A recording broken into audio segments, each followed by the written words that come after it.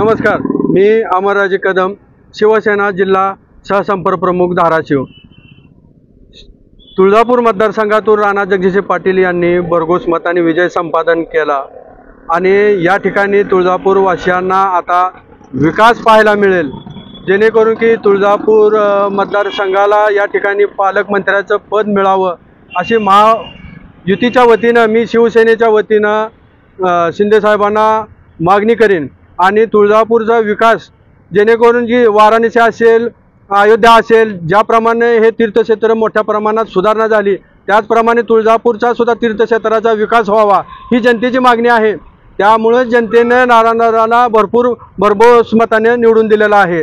तुळजापूरमध्ये आता येणाऱ्या काळामध्ये रेल्वे येईल आणि तुळजापूर तीर्थक्षेत्राचा विकास होईल, जेणेकरून भक्तांना सुद्धा जास्तीत जास्त सेवा सुविधा मिळण्याची आशा या ठिकाणी निर्माण झालेली आहे।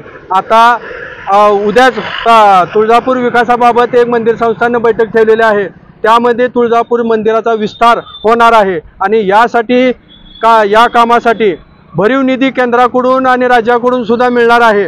त्यामुळं मागच्या 2.5 वर्षाच्या काळामध्ये मनावासा तुळजापूर मतदारसंघावर पालकमंत्र्यांनी लक्ष दिलं नव्हतं, परंतु आता आम्हाला आशा आहे की या ठिकाणी राणा जगजितसिंह पाटील हेच जिल्ह्याचे पालकमंत्री व्हावेत आणि जिल्ह्यामध्ये शिवसेना पक्ष वाढीला असेल किंवा राष्ट्रवादी असेल किंवा भाजप असेल, सर्व पालकमंत्र्याची जबाबदारी राणादादा हे योग्य पद्धतीने पार पडतील अशी आम्हाला आशा आहे।